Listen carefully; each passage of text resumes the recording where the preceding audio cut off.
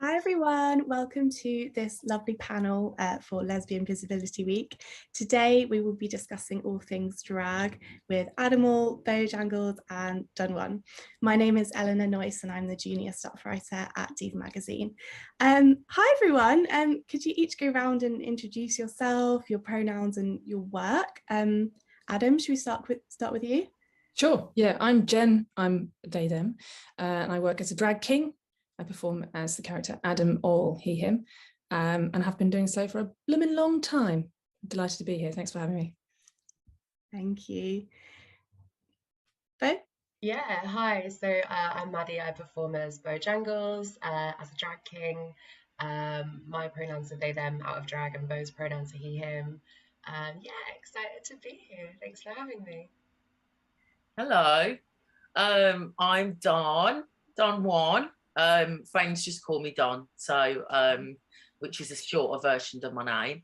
And I perform as a drag king and have been performing as a drag king since the first man up in 2015. So yeah, that's me. And pronouns are they, them, in drag. Which is interesting because people often call me he, which I'm fine with. But but mainly they, them, out of drag, but sometimes she, depending on the time of month.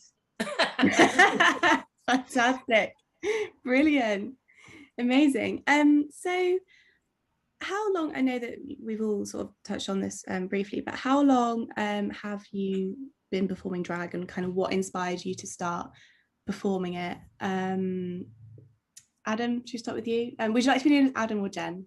Adam's fine, go for it. Yeah, It gets confusing. Off you go. I've been performing as Adam for 13 and a half years. I started in late 2008. And I started doing drag because I didn't see any other drag kings on the stages. Apparently there were some at the time. I've met them since, but at the time I didn't know any at all. So I got on the stage in the hope that I would inspire others. And that's been my drive for my whole career. Fantastic. Shall I go? Yeah, so, I've been doing drag now for 4 years, since 2018. And that sort of came off the back of, as soon as I found out what drag kings were, I was like, well, I just have to do that. And yeah, one of the kings who inspired me probably was Adam, so definitely living up to that. Amazing. Yeah, but I did a series of workshops run by PEX, the Drag King Collective, and then I've been doing it ever since. Fantastic. What about you? I know you touched on this, Don, but yeah. So I literally saw an advert for Man Up, and I'm a singer and have been a singer since I was really small. Started off as a rapper, and then I just thought, I saw this advert for a drag king competition, and I thought, I love singing male songs. I'm constantly getting misgendered, and so I'm going to put on a tash, as I've done today. just doing a bit of semi-drag today. And I thought I'd put on a tash, sing a few songs, enter a competition, and see, what happens, because I just thought it would be fun. Didn't really know that much about the drag king community, but just thought that I would fit in with it well, just based on the fact that there are, mainly assigned female at birth performers going out and impersonating men and being political and making statements. And I just thought I could do that. So I entered Man Up, lost. But then I actually got asked to come and perform at the Glory by Johnny Woo, and who was hosting the competition at the time. And so that just set my career off. And yeah, and the rest, as they say, is, history. Fantastic. What an amazing story. And so obviously there are so many different forms of drag. Drag is so diverse. How do you think the art of being a drag king is different to other forms of drag, if it is at all? Like, how do you exist kind of in those spheres? Adam, should we kick off with you again? Sure. I think drag is often very much a misconstrued art form. People often think that it's about a binary flip, and it really isn't.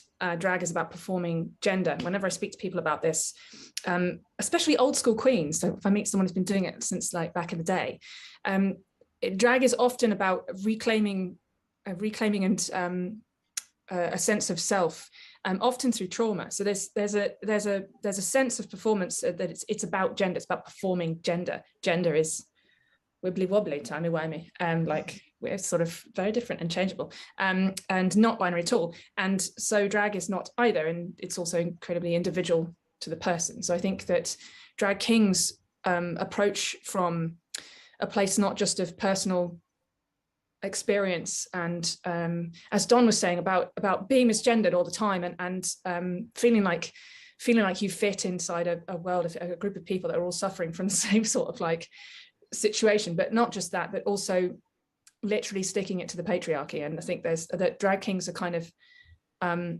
punching up in a way that is often forgotten. I think it's a beautiful thing. Definitely. And Beau Jangles, I think that your drag is really interesting because it kind of plays on those sort of stereotypes of the kind of the player. How does that sit with you? I love your drag. How does that sit with you? Oh, thank you. Yeah, I think sometimes as drag kings, we're performing the kinds of characters who we've actually come across in real life, who have maybe sometimes been a little bit toxic. And I think there's almost a decision you make as a drag king about, shall I, like, I think like what Adam does really well is show a version of masculinity free from toxicity. I think what I do is more kind of highlight that a bit and have a bit of fun with it. But unlike your kind of Aziz Ansari's or Louis C.K.'s who are standing there telling you how terrible men are, but then also they're terrible, like it's coming from someone who's also has had that lived experience of that kind of oppression from these people, so the audience is kind of like let in a little bit and can relax a little bit more. Definitely. Don, what are your thoughts? Oh, gosh, can you repeat the question, because it was quite a long question. Of course. So how do you think that being a drag king is different to other forms of drag, if it is at all? Oh gosh. Yeah, do you know what? I think it is and it isn't, because I actually think that drag is whatever you want it to be. So one of the things that I'm known for is my comedy, and I don't take anything that seriously. If I did, based on my intersectionality, I probably would be a really broken person, because there are so many things that I've experienced in life that I've been attacked for, that I've now reached a point where I'm reclaiming everything, one of which is my masculinity and my ability to perform on stage and make fun of being a man in some form. But I have always been gender fluid and gender non-conforming, and so the option that drag gives me to just play with gender is really all drag is to me, and it just feels like an opportunity to have fun on stage in playing a character that is this, you know, like part of the whole Don Juan. And I'm constantly correcting people on it being Don Juan and not Don Juan, but it is based on that, you know, Lothario, that kind of, you know, the men that we've met before who were a bit, you know, a bit sleazy and a bit, you know, a bit too suave. But I love that as a female-bodied performer, I can play with those roles and make the kind of jokes that, if, as Beau said, you know, if I was a man on stage playing the character that I play as Don Juan, I would be really offensive at times. But I just love being able to, you know, perform in that guise on stage. It's all fun to me. All drag is valid.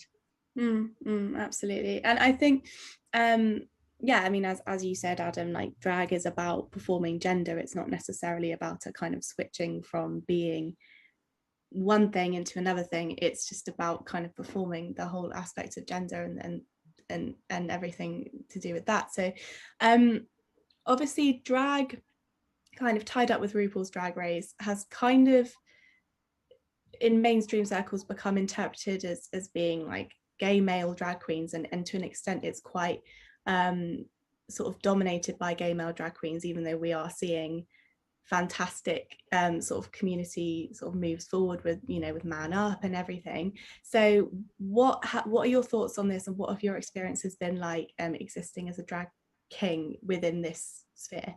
Adam, should we go first? When I started, RuPaul's Drag Race wasn't on the TV yet. Like the first series of the American one hadn't started. So back then, the idea of drag was that it belonged to a community. Yes, there were some stars that had been on the television, Billy Savage, for example. But generally speaking, your local drag queen was a local hero. They would belong to the local venue. You would go to the venue because you liked the drag queen sometimes. And she would be a host of the whole night. She'd come in and she'd greet you at the door. And then there would be a show. She'd maybe host some other people, or maybe she'd do a show herself. And although we didn't see many kings, that's not because they didn't exist. They had existed. We did have lots of kings in the 80s and 90s, and way back, kings have a huge and fantastic and very fascinating history. But let's not get into that, because that's a whole 3-part show. But that sort of idea of community there it wasn't about mainstream anything. There wasn't we didn't have all this social media stuff. Then if you wanted to exist as a full-time performance artist, you had to work your local bars. And you had to have posters made and put them up on walls and things. That's what you did. You couldn't put them on Instagram. It didn't happen. So over the years, it's like, I was always kind of like, you know, okay, if you want to be part of the community, come in and be part of the community. We're judged alongside the other performance artists. We didn't have really a community. The community started to grow, and as the community grew, we sort of created our own bubble. Rather than try and sit at their table, we built our own sodding table and sat at it. It might not have a TV show, and it might not have the same platforms and the same broader understanding from outside of the queer community, but within the queer community and within the queer community away from cis men, you have a really, really lovely, broad, warm atmosphere of understanding, and we're all kind of like in it together. But because that side of the community has that TV show, they have a different scale by which they measure things, and they don't really allow us to be sort of in that necessarily. And there's huge debates about whether or not we should go on that show or we should be included, and I'm not going to get involved with that debate because I have my own opinion. But I think it has become tougher, really, to get by. You're not just another performer. You're a performer of another category, and that category is not necessarily given the same level of respect, which can be really hard work.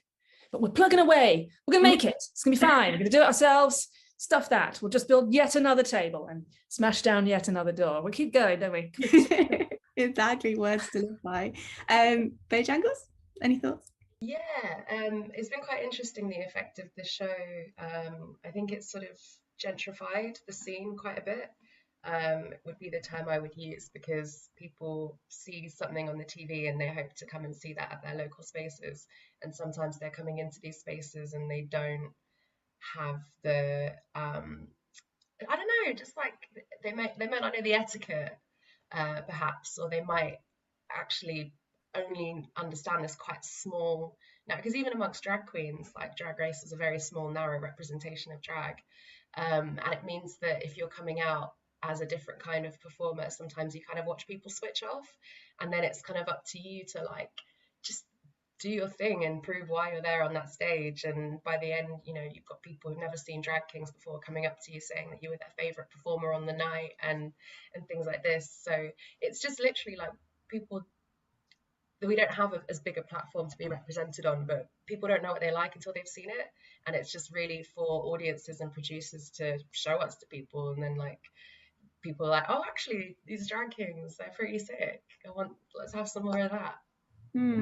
Definitely. And I think as well, is in London particularly, drag kings are very sort of involved in theatre down here, definitely. And so it's like people are starting to move into those circles because they've maybe encountered drag in whatever form they've encountered it in, and they're kind of starting to explore, and rightfully so, discover the beautiful art of drag kings.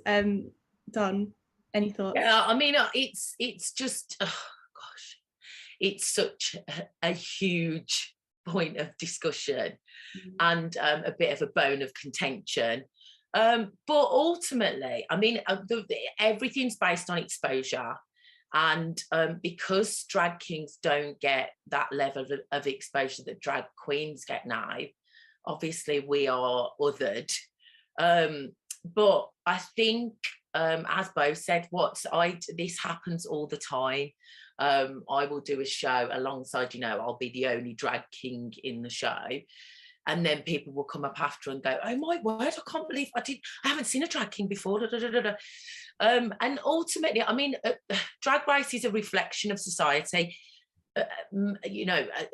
Cisgendered men predominantly, overtake society as a whole in any kind of performance or art form or any level of exposure.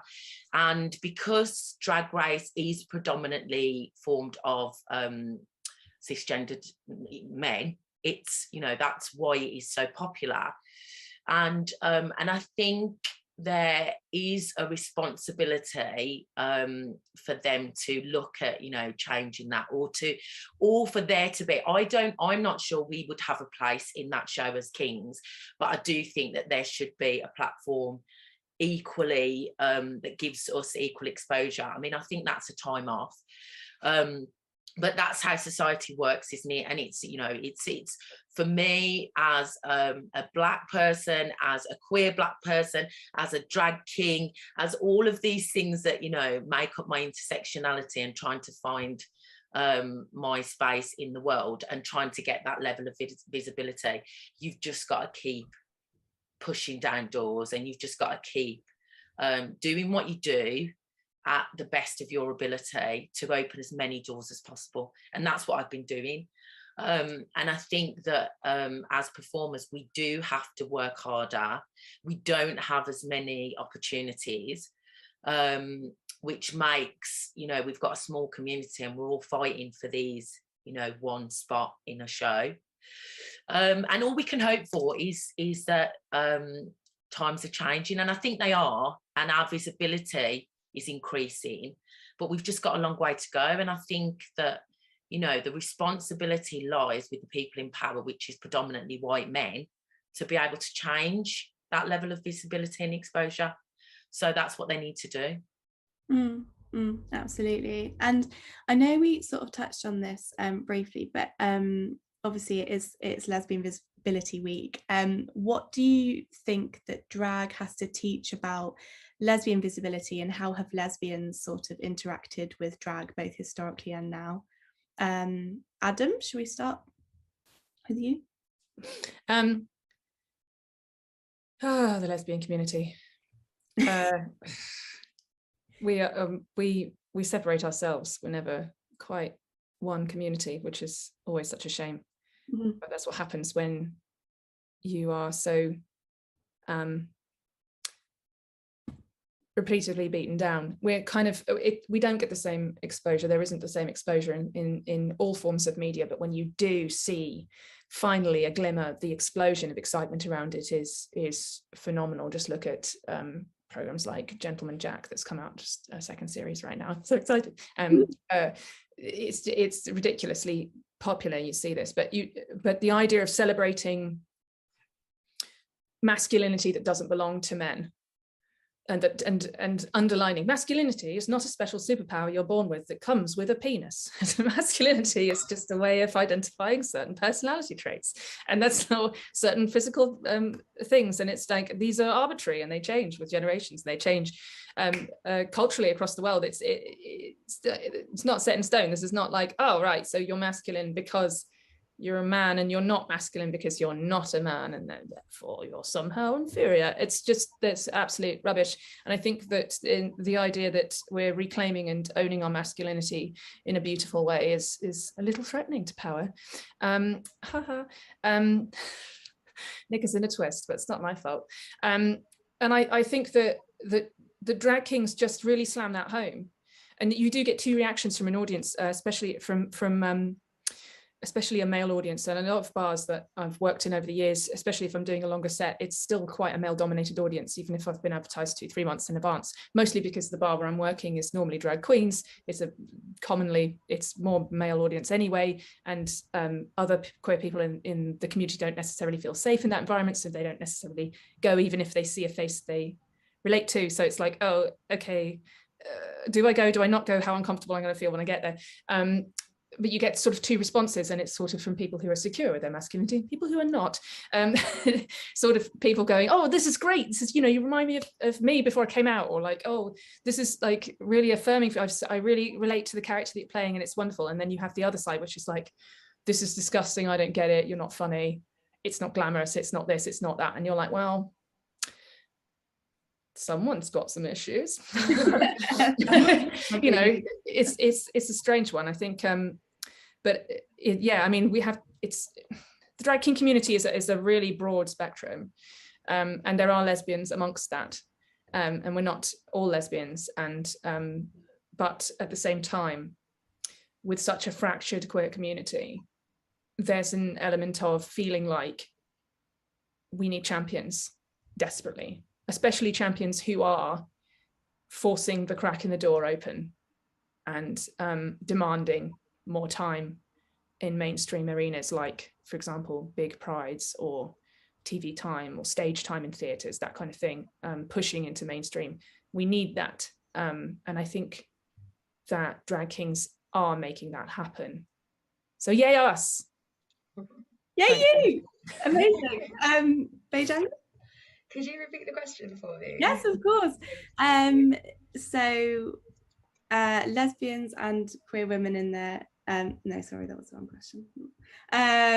It's Lesbian Visibility Week. What do you think that drag has to teach about lesbian visibility, and how have lesbians interacted with drag both historically and now? Okay, cool. Yeah. So I mean, personally, I think there's been one of the rifts that Adam sort of alluded to. There's trying to have a separation between sexuality and gender in the community. But I personally feel that all sort of lesbians and queer women, or non-binary lesbians, whoever, like, lesbianism is also a gender thing, because historically lesbians have been excluded from like mainstream women's movements and things like that. Like Ain't I a Woman Too, like, have been excluded from that, and part of the argument is that you're gender non-conforming, you're like, it's unwomanly or whatever to be a lesbian. So I think that drag is almost an extension of that, because you're reclaiming aspects of your gender that were maybe punished before, or showing your gender to others in the way that you would like it to be perceived in that time. And yeah, like, we've had really cool sort of, like, historically, like in the 90s and things like that, there was a big sort of lesbian drag king boom, and as Adam said, not all of us in the community are lesbians, but there's definitely, people are often surprised actually by how many drag kings aren't lesbians. I think we have such a wide collection of people identifying as lots of different things, but yeah, I think it's just really cool for drag kings who are lesbians. Like, it's an important part of your identity, like, shout about it. Yeah. Definitely. Dan, any thoughts? I think so the lesbian community, for one, just, it feels like it's a great space for embracing drag kings. And just to use an example of an event like Butch Plays, which is one of the biggest lesbian nights in London. If lots of lesbian nights have disappeared, but Butch Plays has stuck around for how many years, and at every event they will have a drag king performer on, and it feels like that audience just celebrates what we stand for. And for me, as someone who identifies as a lesbian and a queer woman, and all sorts of, there were lots of definitions that I put on myself, but I love being part of the lesbian community. And what I find through my own drag is that I celebrate my butchness, performing as a drag king. And that was something that that I struggled to accept growing up, because I was constantly, you know, like, oh, I'm not really, you know, I'm not gay, and or I'm not a lesbian. And I didn't even like the thought of being attached to that word, because for some reason society has made it sound like a dirty word. And I think re-embracing that term, and also re-embracing my butchness personally through drag kinging has just been a complete celebration for me. And just knowing how much support I get as a drag king performer from the lesbian community really helps to just, you know, celebrate what I do. So I just think there is, in some instances, for me personally, there's a real connection between Lesbian Visibility Week and drag kinging. And for me, it's about I recently did a podcast with Tabs from Butch Please, and Tabs always talks about being a butch dyke, and I love the fact that she embraces that term, because she's been attacked for that, and I've been attacked for that so many times. I've had that used against me, and I just always found it so hard to actually to reclaim, because when you constantly had someone going, die, you so butch, and so now that whole, you know, and I just think that is I think that's such a positive. So yeah, for me, there's just this really interconnected relationship that I just enjoy celebrating.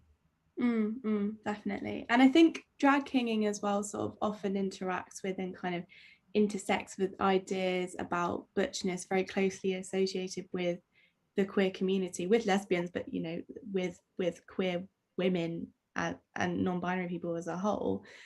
Kind of deconstructs these ideas of masculinity and takes them and re-owns them, which I think is amazing. And kind of moving on, so each of you are kind of involved with LGBTQI community spaces, you know, nightlife, in your own ways. And nightlife has often been a real community element and can be a vital source of connection for so many people. How do you think that drag, nightlife, theatre, community, how do these spaces intersect, and what meaning do they hold for you? Adam, should we start with you? I think the community aspect of it's the absolute epicenter of what I do. It's all about community and always has been. So when we launched Boy Box in 2013, the reason was to create a space for queer people to come and view drag kings, and also get involved and understand and connect those two dots and build a community. What we found is that it was so needed that it sort of sparked a little fire, and the fire became a raging problem, and now we're like, there's a huge army of us. What happened? Got kind of out of control. But what we found is that the people that came to Boy Box made connections with others that they couldn't possibly otherwise, that there became this need, and like it filled a hole. It's so difficult to explain. Like, I came out when I was 14, and going out was going to the nearest gay bar. The gay bar was very, very mixed. Everybody went. We were all a community. Separating out the different kinds of queer people was irrelevant. We only had the 1 or 2 bars, so we all just crammed in together, and that was it. And eventually, you know, you would have spaces that were mostly queer AFAB dominated, and mostly like cis men over here, and then everybody else sort of like mashed in, and that's how it kind of not always the best. But coming to London, I realized that that's like not really the case here, and that the spaces for particularly queer women and female identifying people and trans people and the broader community, those queer spaces are vanishing very, very, very, very quickly, and and the spaces that are available are sort of like an extension of a grinder meetup, and aren't necessarily a comfortable environment for anybody else to go to. Don't lie, you know, I'm telling the truth. And it's and that's disappointing, because I do feel that we need our community around us. As a person who is very visibly queer all of the time, everywhere I go all of the time, it's not safe for me to exist in the world. When I go out on the street, I am obviously a dyke. You might as well tattoo it across my forehead. It's very obvious. I can't disguise it. And if I'm with my wife, therefore her as well, it puts her in danger. It is still connected. This idea of being a lesbian is still strangely connected to porn. What? But at the same time, if you're not feminine enough, it's like you're a failed lesbian. But we're like, but you don't even get a vote. What? It's like, well, you don't even belong to this world. But we do need our community. We do need each other. We do need safe spaces. We do need places to go where we can be with each other and relax, let our hair down or up, and try and find a sense of safety and sense of self, and understand ourselves better. We really do. And those spaces are vanishing. And I think drag has a vital role in helping keep those places alive. And also, because we tie in with a very popular mainstream performance art at the moment, we can just elbow our way in a bit more to the bigger spaces and claw back that closing door a little bit. And that all comes back to like this idea of visibility and mainstream media and all this kind of stuff. And I think it is happening. I think you do see a lot more stuff going on and around, especially about female masculinity. I mean, I just want to touch in on Louisa from Encanto, because anybody completely in love with this character? I cried, and I just went back and watched it again. And as I was sat there crying, my wife bought me a t-shirt and I just wear it all the time. And I'm just like, I'm 5. But it just like having this, I know how hard they fought to make sure she had muscles and that she looked big and strong, and that she wasn't just magically strong and looked feminine. And that is so important, so important. And it shows a shift in consciousness that is so desperate, and hopefully will have a knock-on effect for the rest of us. Absolutely, yeah. I mean, representation is just everything. Everything. Beau Jangles. I don't know if there's much more to say. I think Adam kind of I ramble. No, I think yes, really good points are made.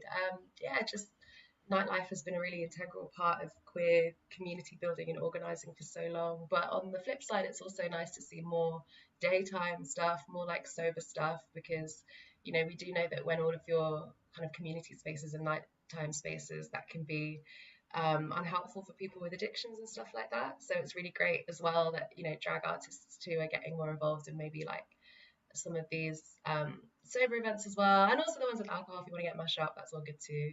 But yeah, I think it's a shame that we're losing nights, but also sometimes I see ones pop up kind of like creep through, and that's always really good to see as well. And as drag artists, like, we can, as Adam said, kind of bring audiences in, and yeah, so I think that's all I have to say on that. Yeah, definitely. And Dom? I think we need more spaces for our community, and I'm just sad to see how many spaces have disappeared and how erased the lesbian scene has become. And I was just talking to some friends about it recently, and they were like, where are the nights? And like Beau said, some nights are now popping back up. The other thing which is important, and I completely agree about some of the sober spaces. I was talking to some friends about that, friends and promoters, and I'm also involved in a collective called Fagamuffin Block Party that is a queer, it's predominantly queer people of colour space at Carnival, and that is coming back this year. But I've been talking to the promoters about doing other events that, you know, that it feels like our community needs so much more in terms of space. And I'm really glad to hear that friends of the Joiners Arms are getting some community space that will actually be, you know, owned and run by the queer community. And lastly, I just think that one of the saddest things that I've seen within our community is how fragmented it's become, because we fracture ourselves and we divide ourselves, and we all have, you know, we all identify in, and I identify as many different kind of, I relate to different parts of the community.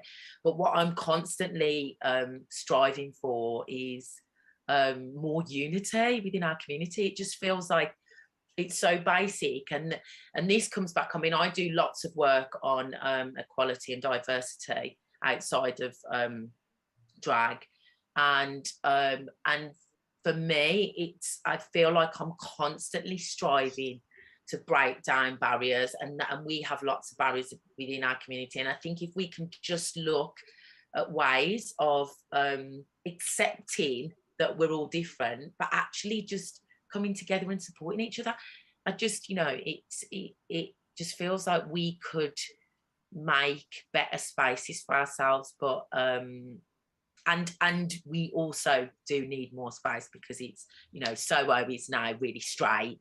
Everywhere's going to become heterofied. So yeah, I just want more of our spaces, because our community spaces are so important. It's how, you know, it's how we find ways to exist safely. Definitely. And sort of building on that,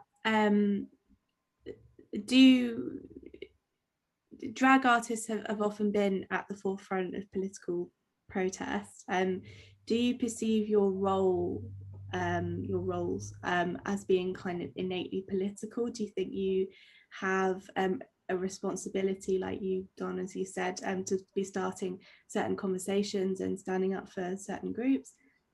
I was gonna say I'm gonna jump in on that one, because I think everything's political, and just by my very existence and going on stage and making a noise and pushing myself to the front, I am driving change within, you know, I'm making a statement.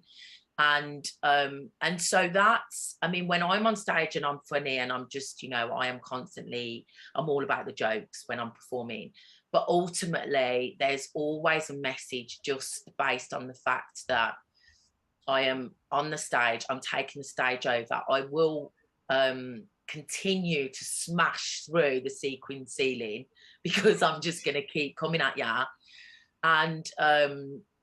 And I think, you know, there are performers and drag artists of all forms that will go on stage and create a very obvious politically kind of focused act, which I love. I love seeing some of the performances by the Kings that just absolutely go in and smash down the patriarchy.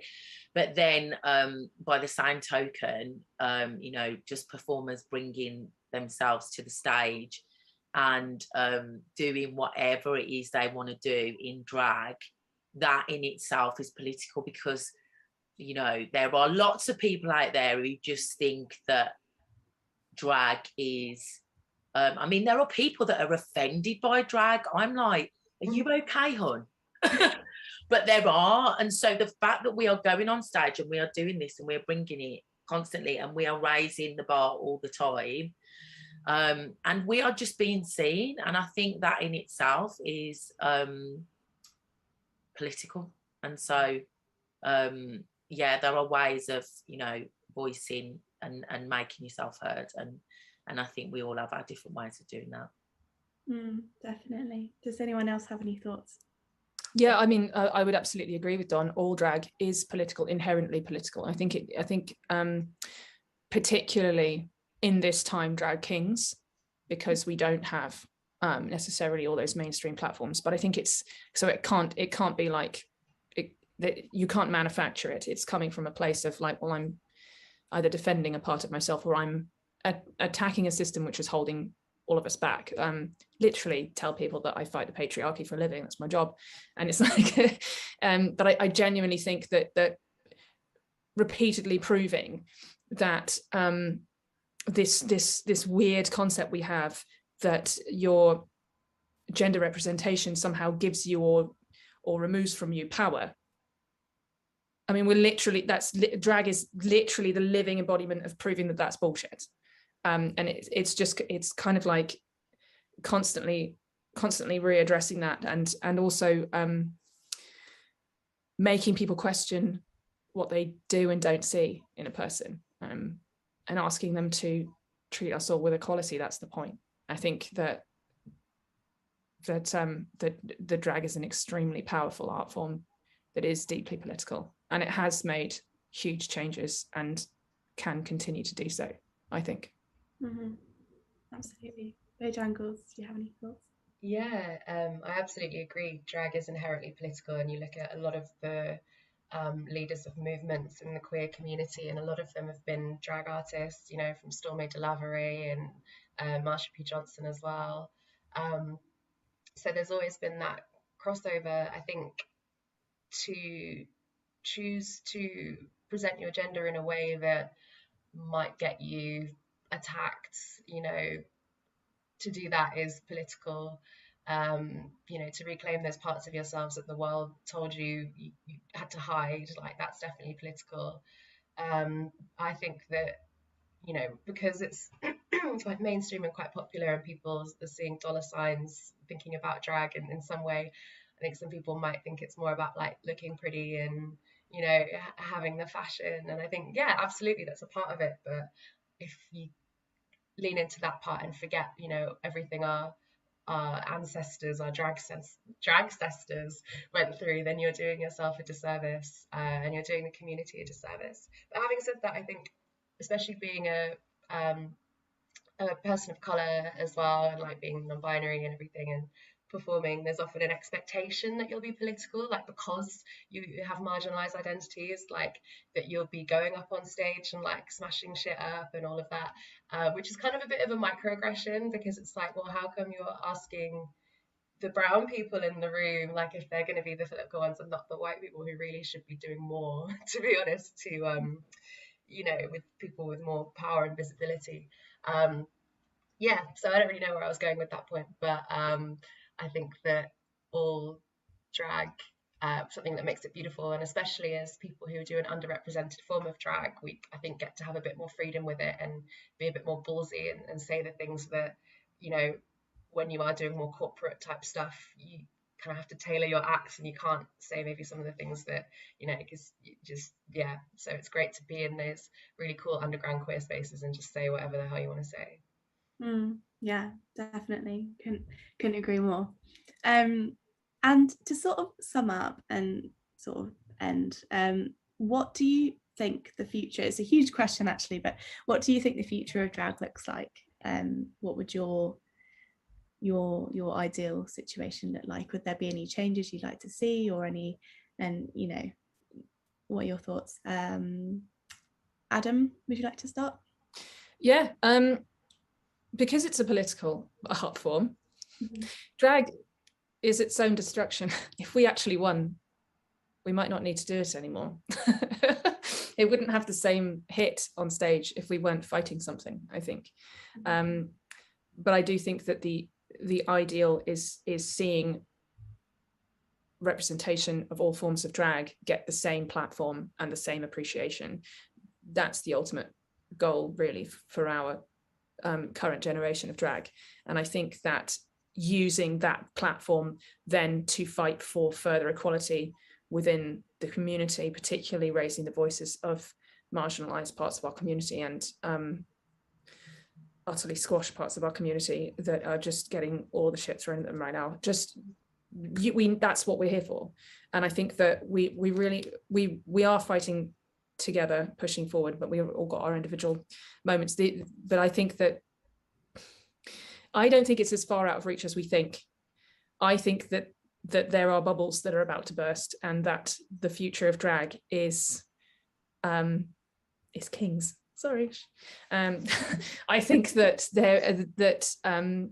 particularly in this country, we don't really like winners. We like the underdog, and I think that the underdog is learning to bark quite loud. I think we're ready to stand at the front, absolutely. And those opportunities are beginning to be visible on the horizon. I think that if we keep fighting, if we keep going, Christ, I've been going for such a long time. I've got really quite old and bitter about this. But no, keep going, keep going. I do think it's within reach. I think we can grab it. I think that we can get platforms that will begin to lift us to a place of much more equality, much more like an even playing field. And that's exciting. Absolutely. Beau Jangles? Yeah, it would be great to have that kind of equal representation, equal pay as other types of drag performers, and those sorts of things. I guess it's hard to predict the future, like by its nature. You always just get it wrong when you try and say what's going to happen. And I would like to see more of this, equal representation and everything. But sometimes I get a bit pessimistic about this like late capitalist hellscape that we're in, and everything's just so commodified and drag's just more and more like gentrified. And I wonder if it will keep going in that direction, and ultimately give more wealth to the people who have more privilege in the community. But I would like to be proved wrong. Absolutely. I'd like you to be proved wrong as well. Done? Thoughts? I mean, I think to completely agree with Adam and Beau, I think, that there is a thirst for more diversity, and people really do want to see. One of the things that I hear over and over again is that people want to see more drag kings, and also they want to see more, they want to see more people of colour. They want to see more differences. They want to see people with different abilities on stage. It's like our community needs to open up on so many levels, on all levels of physical and abilities and diversities, and it just feels like there's so much more that needs to be shown as drag in a mainstream capacity that is not just drag queens, which is when I go to gigs and the amount of times that still people will say, what's a drag king? And I'm like, can you not work that out? But that is the thing, the drag brunches are huge now and are predominantly drag queens, and we all know that since the popularity of Drag Race that all that has really done, it's opened up the exposure of drag, but predominantly still people are like, that when they think of drag, they think of drag queens. And it really is just hoping that that will change. I'm always optimistic about the future because, again, I think that's the only way that I have managed to get through life, is to constantly be feeling like, do you know what, a change is going to come. And so I always believe that, and I always strive for that, and I think it will happen. I don't know how long it will take, and there is a shift, and we're getting more visibility day by day. I just think that needs to be sped up now, because as Diva magazine did say, is 2022 the year of the drag king? How? Yes, it is. So come on, let's open up all the doors and let all the drag kings through. Yeah, exactly. My exact words. I penned that piece. It is the year of the drag king. Thank you so much, everyone, for joining. Please do stay tuned for more fantastic events for Lesbian Visibility Week.